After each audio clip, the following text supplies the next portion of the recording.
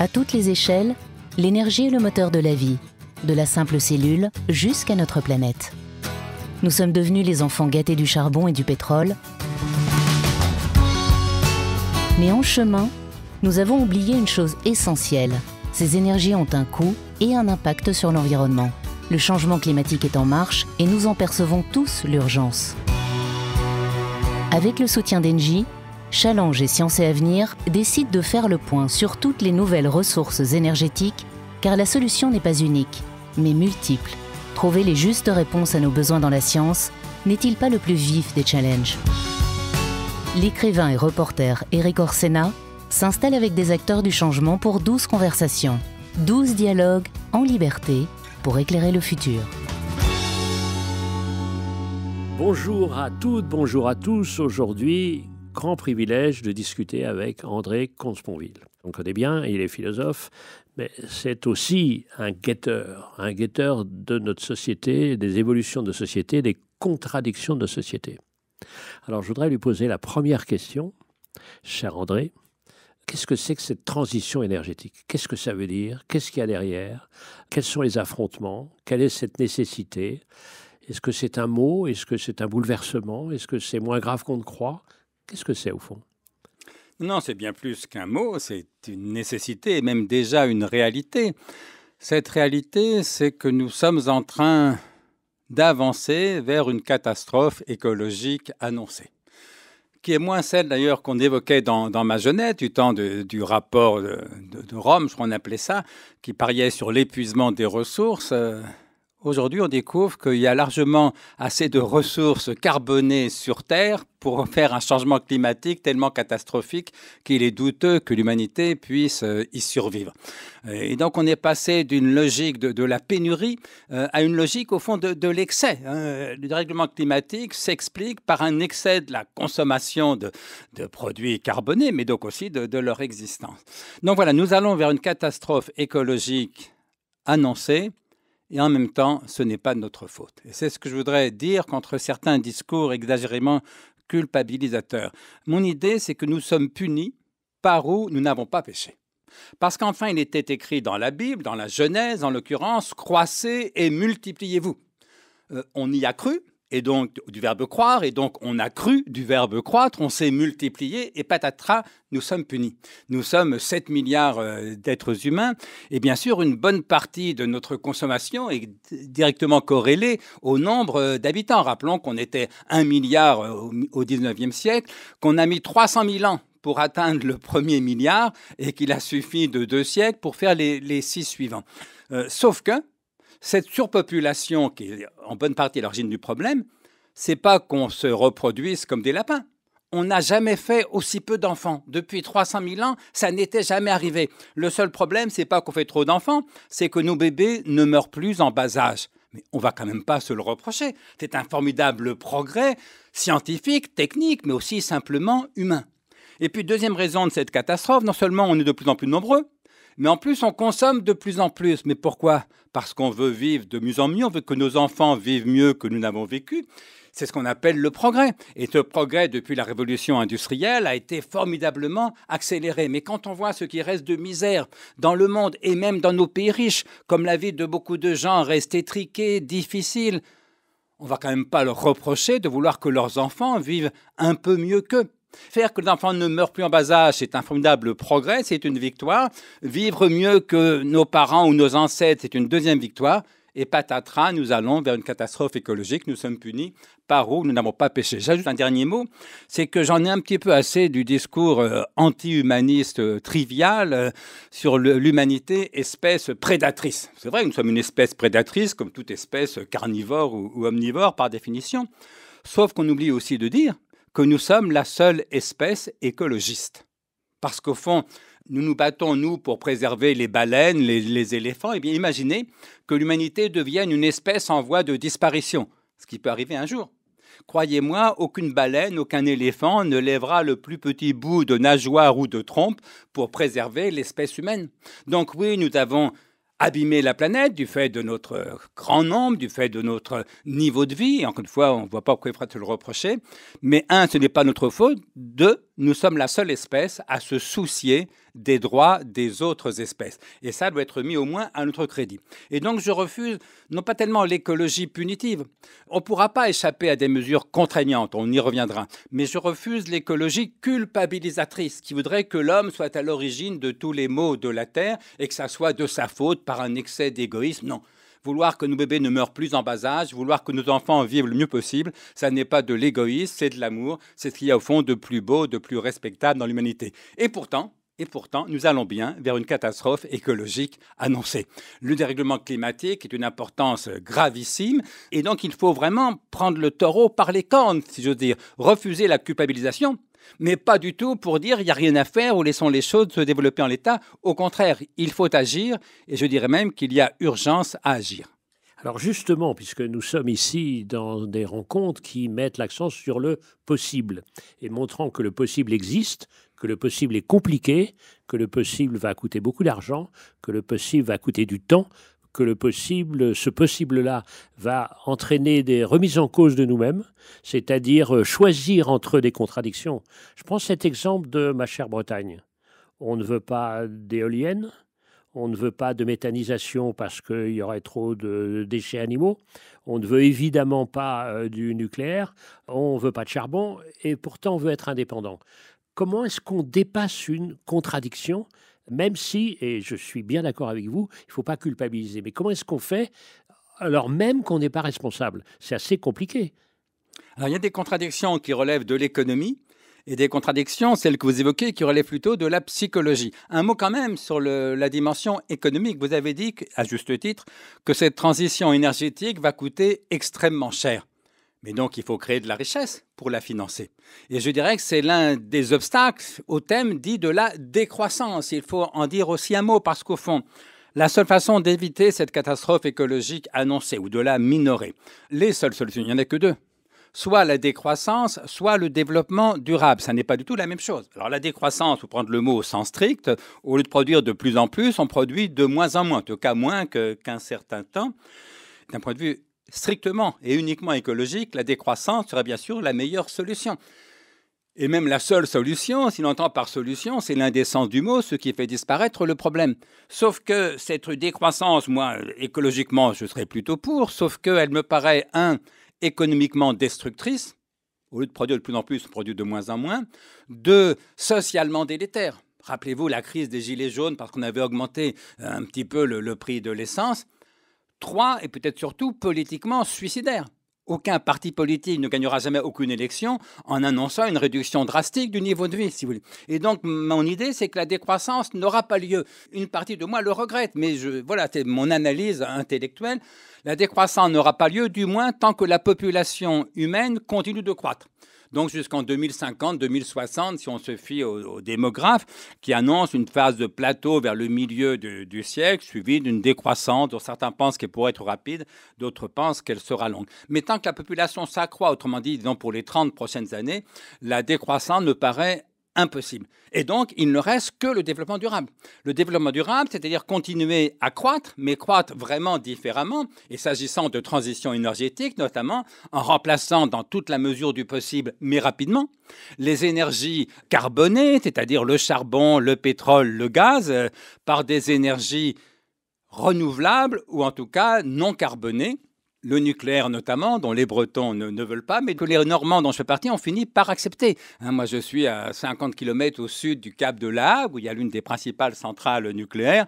Sincèrement, ça ne m'effraie pas particulièrement. Ouais, mais, donc, il y a le nucléaire, et puis il y a surtout, parce que c'est sans doute ça la voie d'avenir la plus prometteuse, les énergies dites renouvelables, le vent, le soleil, la biomasse pour une part, l'énergie venant de la terre, etc. Voilà, et donc il faut continuer à croître, développement durable, mais en changeant fondamentalement le mode de croissance et spécialement les ressources énergétiques utilisées. Plus vite on aura remplacé les énergies carbonées par des énergies non carbonées, mieux ça vaudra. Alors il y a une remise en cause très intéressante des deux grandes catégories de l'espace et du temps. grâce à ces nouvelles technologies que nous avons à notre disposition, il n'y a plus des grandes centrales très concentrées qui sont un peu partout, mais qui sont dispersées à toute l'échelle du territoire. Donc c'est intéressant parce que le mélange énergétique, le mix énergétique peut être combiné au fond à l'échelle soit de la ville, soit de la région, soit de l'Europe. Donc c'est une première remise en cause de l'espace qui n'a rien à voir. Oui, on disait il y a déjà quelques décennies, penser global, agir local. Et je crois qu'en effet, ça vaut aussi pour cette transition énergétique. Il faut penser globalement, parce que le réchauffement climatique, par définition, est un phénomène planétaire, mais agir le plus possible localement. Et effectivement, je crois assez, mais ce n'est pas mon domaine de compétence, mais je crois assez à la multiplication d'unités de taille réduite plutôt qu'à un gigantisme de quelques grandes unités. Reste à savoir qu'une centrale nucléaire à l'extrême ouest du Finistère, même les gens qui habitent les Côtes d'Armor n'en veulent pas, mais alors une centrale nucléaire chez le voisin d'à côté, ils en voudront encore moins. Autrement dit, plus les unités de production énergétique sont réduites, plus elles seront nombreuses. Et donc, plus la chance ou le risque qu'il y en ait une sur votre terrain ou jouxtant votre terrain est augmenté. Et donc, ça m'amène à revenir à ce que j'appelais la dimension psychologique du problème. C'est que personne ne veut ça dans son jardin ou dans le jardin du voisin. Nous sommes tous pleins de contradictions. Presque tous sommes convaincus qu'il y a bien un réchauffement climatique lié aux productions humaines, que donc il faut faire une transition énergétique, oui, mais où est-ce qu'on va le faire chez moi? Les gens sont bien plus réticents. Et c'est pourquoi je pense que nous n'échapperons pas à des mesures contraignantes. Autrement dit, s'agissant de transition énergétique en général, mais ça vaut aussi pour la sobriété. Et les deux phénomènes, évidemment, sont liés, parce qu'une bonne façon de permettre la transition énergétique, c'est de consommer moins d'énergie, et c'est ce qu'on appelle au fond la sobriété. Mon idée, c'est que s'agissant de la transition énergétique comme de la sobriété, je compte peu sur la conscience morale individuelle de chacun d'entre nous, fût-ce la vôtre, cher Éric, ou la mienne. Je prends un exemple qui m'a frappé personnellement pour illustrer ce point. Il faut que vous sachiez, il faut que vous savez peut-être déjà, que je suis père de famille, vous savez que je suis philosophe. Vous ne savez peut-être pas que je n'ai aucun goût pour l'automobile et que je n'aime pas du tout la vitesse. Ça veut dire que sur autoroute, je roulais rarement au-delà de 140. Je savais bien que c'était limité à 130, mais bon, comme tout le monde, je mettais mon compteur plutôt à 140. Bon, 150, bien sûr, ça m'est arrivé de temps en temps, mais c'est que j'étais vraiment pressé. Oui, 160, ça m'est arrivé aussi, mais là, c'était vraiment exceptionnel. J'avais de très bonnes raisons. Et j'avais beau avoir lu les plus grands philosophes du monde, aimer passionnément mes enfants, ne pas aimer la voiture et ne pas m'intéresser à la vitesse, mon compteur restait à 140, 150, 160 km/h. 3 petits radars, 3 petits PV, 3 petits points en moins sur mon permis ont été plus efficaces pour me faire lever le pied que la lecture des plus grands philosophes du monde, que l'amour que j'ai pour mes enfants, que mon peu de goût pour l'automobile et la vitesse. Ça veut dire quoi? C'est très curieux parce qu'au fond, les lois qui limitaient la vitesse et qui ont fixé le permis à points, je ne dirais pas que je les ai votées, mais j'ai voté pour les gens qui les ont votées. Je suis absolument pour ces mesures en tant que citoyen. Mais alors pourquoi est-ce qu'en tant que conducteur, je ne les respectais pas? Mais c'est pas du tout la même chose. C'est qu'en tant que citoyen, la vitesse que je veux limiter, c'est la vôtre, bien sûr. En tant que conducteur, la vitesse qu'il s'agit de limiter, c'est la mienne. Et donc, ça veut dire, ça c'est très intéressant et plutôt positif, ça veut dire que je suis beaucoup plus intelligent, lucide, raisonnable en tant que citoyen qu'en tant qu'automobiliste ou qu'en tant que consommateur. Et donc, collectivement, l'ensemble des citoyens, c'est-à-dire le peuple souverain, a toute chance d'être plus raisonnable, plus efficace que la somme des individus consommateurs, quand bien même ce sont les mêmes individus. Il y aura dans les deux cas, en gros, 68 millions de Français, un peu moins si on ne compte que les majeurs pour ce qui est des citoyens. Et donc, je crois très peu sur la conscience morale des individus. Il faut bien sûr faire appel à la responsabilité. Prenez des douches plutôt que des bains, mais enfin, ce n'est pas ça qui va sauver la planète. Je crois bien davantage à des décisions politiques relevant non plus des consommateurs, mais des citoyens que nous prendrons tous ensemble, parce qu'encore une fois, en tant que citoyens, nous sommes plus raisonnables, plus responsables qu'en tant qu'individus consommateurs.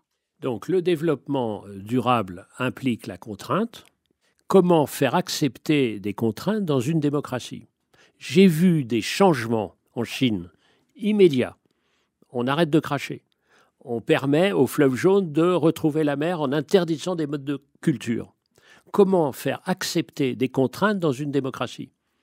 Il y a deux conditions. Un, faire appliquer la loi, y compris par des sanctions. D'abord, il faut la faire voter, la loi. Il faut la faire voter. Mais deux, faire que ces lois soient le plus juste possible, ou en tout cas les moins injustes possibles. Parce que en France, et pour le coup pour de très bonnes raisons historiques, politiques, toute mesure perçue comme inégalitaire n'a aucune chance d'être acceptée. Ne croyons pas que la seule justice, la seule égalité résoudra le problème. Si on ne donne pas les moyens de sanctionner ceux qui violent la loi ne sera pas respectée. Parce qu'on a beau aimer l'égalité, c'est notre côté jacobin, on reste ce que l'autre appelait des Gaulois réfractaires. Et puis aucun peuple, au fond, ne respecte la loi par seul amour de la loi. Voilà, donc oui, il faut accepter des sanctions. Et en France, ça devient de plus en plus difficile simplement de faire appliquer la loi. Mais deux, encore faut-il que les mesures soient le moins injustes possible. Et là, c'est compliqué. Parce que vous comprenez bien, la transition énergétique, le plus simple, c'est d'augmenter le coût de l'énergie, évidemment. Sauf que les plus riches n'en ont rien à faire, ils prendront leur avion, ils peuvent payer. Et les plus pauvres ne pourront même plus prendre leur voiture pour aller bosser. Et en même temps, si on fait en sorte qu'on compense les frais supplémentaires des plus pauvres, ils vont continuer à prendre leur voiture comme avant, on n'aura marqué aucun point. Et donc la vraie question, c'est où est-ce qu'on place le curseur de telle sorte que la mesure soit efficace. En gros, que les gens prennent un peu moins leur voiture, chauffent un peu moins leur maison, mais sans faire en sorte que les plus pauvres ne puissent plus bouger ni se chauffer, bien sûr. Voilà, entre trop de redistribution égalitaire risque d'affaiblir la portée écologique de la mesure, sauf que s'il n'y a pas de redistribution d'esprit égalitaire ou d'esprit de justice, la mesure n'a aucune chance d'être acceptée ou d'être appliquée. Et donc, il va falloir un grand débat politique, démocratique, pour savoir où on va placer le curseur. Ce n'est pas moi qui résoudrai le problème, mais en tout cas, ça va être difficile. Ça va être difficile et je souhaite bon courage aux dirigeants politiques que nous allons élire ces prochaines années. Et l'autre question, à côté de cette question centrale sur l'égalité et la contrainte, c'est la question de l'urgence. Parce que nous sommes dans une urgence et en même temps, on voit bien que pour faire accepter, il faut discuter, il faut participer. Ce n'est pas en 100 jours qu'on va faire un développement durable. Et donc, on voit bien qu'en plus, si on veut des recours, moi j'ai été magistrat au Conseil d'État pendant longtemps, on voit que ça dure des années, alors qu'on n'a pas le temps. Donc, on a ce mécanisme-là de la contrainte et puis de l'acceptation de la contrainte, et l'autre côté de l'urgence, avec le temps nécessaire pour bâtir un consensus. Oui, c'est le gros avantage des dictatures, c'est que ça va plus vite. Ça va plus vite. Vous évoquiez la Chine, ça va plus vite. Bizarrement, ça dure plutôt moins longtemps. L'URSS, ça a duré en gros 70 ans. Il n'est pas sûr que la Chine communiste, ça dure aussi longtemps. Peut-être un peu plus, peut-être un peu moins. On l'a vu sur l'affaire de la pandémie. Oui, voilà. Il se trouve que moi, je suis ambassadeur de Pasteur, j'ai bien vu la loupe, comment ça se passait, mauvais vaccin, une gestion épouvantable, et ça a basculé à un moment donné. Exactement. Autrement dit, c'est un bon exemple. J'ai fait un article, moi, dans Challenge là-dessus. Ils prennent très vite une décision, dite du zéro Covid, et puis la politique du zéro Covid ne marche pas, ils ont du mal à la changer, parce que quand une mesure est imposée de façon tellement autoritaire, il faudrait reconnaître que le gouvernement s'est trompé, que le parti s'est trompé. Et bien sûr, aucun dictateur, aucun parti totalitaire n'aime faire ça. Donc, ne crachons pas trop vite sur les démocraties. C'est vrai qu'il y a une forme de lenteur institutionnelle. Les débats, ça prend du temps, mais sur la longue durée, on peut malgré tout constater que les démocraties s'en sortent finalement plutôt mieux que les dictatures. Et puis, il y a autre chose. Ça va être très difficile, et c'est l'une de mes raisons de penser que sur certaines mesures, on pourrait rêver d'une espèce d'union nationale, au moins des grands partis républicains. C'est-à-dire qu'avant les élections, la gauche républicaine, la droite républicaine, le centre se mettent d'accord sur quel que soit ce qui va gagner. On a un socle commun qu'on s'engage à appliquer. Alors évidemment, que la gauche l'emporte, ils feront le socle commun plus certaines mesures de gauche. Si c'est la droite qui l'emporte, ils feraient le socle commun plus certaines mesures de droite. Mais c'est le principe de la Constitution, a priori. C'est-à-dire la Constitution se met d'accord sur un certain nombre de principes. Là, ce n'est pas la Constitution, c'est la transition énergétique. Je sais, mais c'est l'intégration d'un consensus de la société autour de quelques principes, étant donné que c'est comme si on était en état de guerre. Mais là, sauf qu'il faudra aller plus loin que des principes. C'est pas que ce n'est pas une mesure de... Ça aura les faits de la Constitution. Non, ils se mettent d'accord sur ce que j'appellerais un programme minimal de transition énergétique. Étant entendu qu'après, le parti ou les partis gagneront les élections pourront aller au-delà, mais qu'ils s'engagent tous à ne pas être en deçà de ce programme-là. Et cette mesure-là me permettrait peut-être de prendre des mesures difficiles, qui seront impopulaires, mais parce que dès lors que les 3 ou 4 grands partis se sont engagés à prendre au moins ces mesures-là, le peuple français finirait par l'accepter, d'autant qu'il y a urgence, mais on s'en rend compte de mieux en mieux. Rappelez-vous la canicule et la sécheresse cet été. Là, pour le coup, aussi vers le 20 août, en plein cagnat, on avait proposé un référendum pour prendre telle ou telle mesure d'économie, d'énergie ou de transition énergétique. Peut-être qu'on aurait eu davantage de voix que 6 mois plus tôt en plein hiver, si vous les voyez. Et donc, on a besoin d'être habile. Mais ce qui m'inquiète, c'est que la France est peut-être le pays où il est le plus difficile d'avoir quelques modèles d'union nationale que ce soit. Vous voyez, comme la haine s'empare de nos débats politiques, la haine contre Macron en ce moment, pour des raisons... On a le droit d'être contre le recul de l'âge de départ à la retraite, mais cette haine est disproportionnée, cette colère est disproportionnée. De même d'ailleurs que la peur du moment de la pandémie me paraissait aussi disproportionnée. Bref, on vit sous un régime passionnel plutôt que rationnel et dominé par les passions tristes, comme disait Spinoza, la haine, le mépris, l'envie, la colère, l'indignation, plutôt que par les passions positives que seraient la joie, la confiance, l'amour ou la générosité. Et dans ce climat très tendu, très délétère, très dépressif qu'est celui de la France d'aujourd'hui, je suis un petit peu inquiet parce que je ne suis pas sûr que nous soyons en mesure de prendre les mesures qu'il faudrait, notamment d'envisager ce que j'appelais ce pacte minimal pour permettant la transition énergétique. Un dernier mot, ce qui fait aussi qu'on n'a pas trop envie de se lancer à fond là-dedans, c'est qu'à supposer que la France le fasse toute seule, ça ne change pas grand-chose à l'échelle de la planète. Nous sommes un petit pays, une puissance moyenne, mais petit pays, et chacun a le sentiment qu'il serait prêt à faire des efforts si ça changeait vraiment la donne. Et c'est tout le problème des comportements individuels, c'est-à-dire que vous preniez une douche ou un bain. Sur l'échelle de votre vie, qu'est-ce que ça changera à l'échelle de la planète? En gros, rien. Et pourtant, si on ne s'y met pas tous, on va dans le mur. Vous voyez, et donc, il faudra bien à la fois changer nos comportements individuels. Encore une fois, je crois peu à la conscience morale individuelle dans ce domaine, mais il faut quand même faire appel à la responsabilité, au sens civique, au sens humaniste, et puis à l'amour que nous avons pour nos enfants, qui est sans doute la force la plus puissante, la motivation la plus puissante. On aura besoin aussi, je le disais, de mesures contraignantes qu'il faut bien sûr vouloir absolument démocratiques. Et donc, on a besoin d'un débat démocratique, mais à l'échelle d'un pays, c'est tellement peu efficace que c'est peu motivant. Et donc, il faut souhaiter, mais là, on est un peu de l'ordre du rêve ou de la science-fiction, de décisions politiques planétaires, au minimum européennes, mais si possible... Au minimum européen. Alors, je voulais finir là-dessus. Si possible, planétaire. Je voulais finir là-dessus parce que le pacte national, c'est déjà assez compliqué. Le pacte européen, dont on sait bien que ça serait l'échelle minimum, on s'aperçoit que quand on est face à des crises, comme la crise de l'Ukraine, comme la crise de l'industrialisation, on s'aperçoit que c'est extrêmement compliqué alors que c'est la bonne échelle. S'agissant d'Ukraine, l'Europe est allée beaucoup plus loin que jamais précédemment dans la direction d'une politique étrangère européenne, d'une politique militaire européenne. Donc, il ne faut pas non plus perdre espoir, mais c'est vrai que c'est difficile. Et puis, à l'échelle du monde, c'est encore plus difficile. Moi, ça fait des années que je dis, on n'a pas besoin de moins de mondialisation économique. On a besoin de plus de mondialisation politique, juridique. Et donc, tout ce qui se joue à l'ONU, à l'OMC, à la Banque mondiale, au Bureau international du travail à Genève, ce sont des choses qu'il faut développer. Parce que, là encore, une décision qui serait prise à l'échelle du monde serait beaucoup plus convaincante et beaucoup plus pédagogique pour chacun d'entre nous, en tant que citoyen et en tant que consommateur, qu'une mesure prise par le gouvernement d'un seul pays, auquel cas, inévitablement, on rentre dans des querelles politiciennes, si vous voulez. Mais ça, c'est mon souhait, c'est mon rêve. Pour l'instant, c'est un rêve. Mais je me dis que la situation risquant de se dégrader, et même ne pouvant que se dégrader, comme il y a urgence, espérons que le sentiment d'urgence fera que ce qui semble aujourd'hui de l'ordre du rêve deviendra une possibilité effective dans quelques années.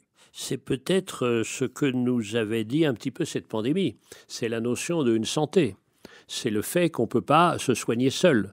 Il n'y a pas de frontières. Dans ce domaine-là, on a pu voir qu'au fond, on s'est plutôt bien entendu, même s'il y a eu plus de vaccins dans le Nord que dans le Sud. Mais enfin, on a vu un peu une feuille de route face à une agression déjà conséquente, moindre que la catastrophe qui nous attend. C'est vrai, mais c'était le cas le plus facile parce qu'une maladie contagieuse, c'est vraiment un exemple typique de solidarité. En me protégeant, je protège les autres. En protégeant les autres, je me protège moi. Il y a 9 millions d'êtres humains qui meurent de faim ou de malnutrition chaque année, dont 3 millions d'enfants. Comment se fait-il qu'on soit beaucoup moins mobilisé pour ces 9 millions de morts chaque année depuis des décennies? que pour les quelques millions, une fois dans le siècle, de cette pandémie. Mais c'est que ceux qui meurent de malnutrition, les protéger, ça ne protège pas moi. Et donc là, je serais dans un acte de générosité ou de compassion. Et donc oui, vous avez raison, la pandémie était l'occasion d'une solidarité, mais parce qu'effectivement, nous étions objectivement solidaires. Les intérêts des uns convergeaient avec les intérêts des autres. S'agissant de la faim dans le monde, ce n'est pas le cas, mais s'agissant du climat, non plus, ou pas forcément. Alors bien sûr, personne n'a intérêt à ce que le climat s'envole, mais enfin, là encore, le milliardaire qui continue à prendre son jet privé, vous et moi qui continuons à chauffer leur piscine, moi je n'en ai pas, mais je pourrais en avoir une, mais vous voyez, là, il n'y a pas forcément convergence d'intérêts, parce que si je renonce à ma maison de campagne, prenons un exemple qui me concerne. Moi, j'ai un bilan carbone très bon, je ne prends jamais l'avion pour des raisons de santé, j'ai des problèmes aux oreilles, je ne roule pas tant que ça, mais j'ai une maison de campagne. Bilan carbone désastreux, il faut la chauffer en hiver, elle est hors gel, j'y vais en voiture, et évidemment. Bon. Est-ce que je vais renoncer à ma maison de campagne pour sauver la planète ? Non, mais pour une raison forte, c'est que j'ai ou pas une maison de campagne, ça ne change pas d'un jour la date de la fin du monde, si je prends cet exemple-là. Vous voyez, et donc, c'est peu motivant. Et c'est pour ça, encore une fois, qu'on aura besoin de mesures contraignantes qui relèvent non plus de la morale ou de la psychologie, mais bien de la politique. Vous avez raison sur la pandémie, mais c'était le cas le plus facile parce que face à une maladie contagieuse, par définition, les intérêts des uns et les intérêts des autres convergent. Protéger les autres, c'est se protéger soi et réciproquement. S'agissant de la transition climatique, c'est beaucoup moins vrai. La solidarité est moins immédiate, moins évidente. Et pourtant, ultimement, elle est vraie, surtout si nous pensons à nos enfants. Si nous voulons protéger nos enfants, nous avons besoin d'agir collectivement pour limiter le réchauffement climatique. Ça suppose évidemment qu'on prenne des mesures efficaces et urgentes de transition énergétique et de sobriété. Cher André, vous êtes la preuve incarnée qu'il n'y a rien de plus concret que la philosophie. Merci à vous. Merci, à bientôt. Merci, au revoir.